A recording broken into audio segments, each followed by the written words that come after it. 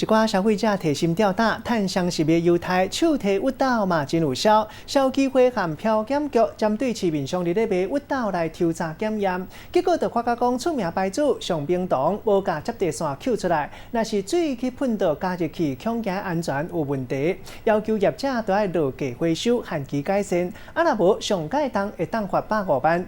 业者是讲电线毋是一定爱检查的项目，产品老早都已经全部卖完，嘛已经落价，安全无问题。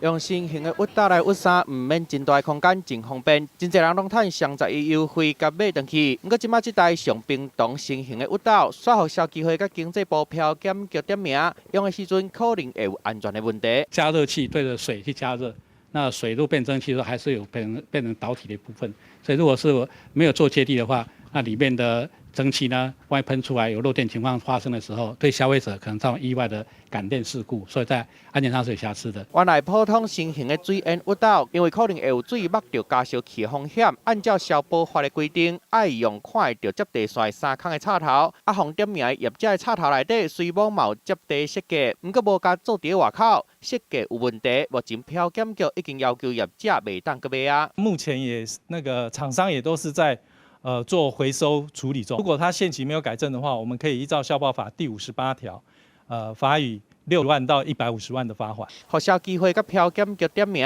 上冰糖回应讲，电线毋是强制检验的项目，这款商品早就已经卖完，无搁卖啊。佮强调绝对袂有啥物风险，消费者毋免烦恼。另外，分享这台新型的水烟物斗，嘛因为有检验到有电子谱，即马嘛互要求爱限期改善。啊，专家嘛提醒，用这款的电子产品的时阵，一定爱注意水位，莫互水拢打去。另外，嘛莫离喷头伤远，佮甲袂当对别人喷，避免烧烫伤。虽讲新型的物斗真方便，不过用的时阵嘛是爱真注意。记者综合报道。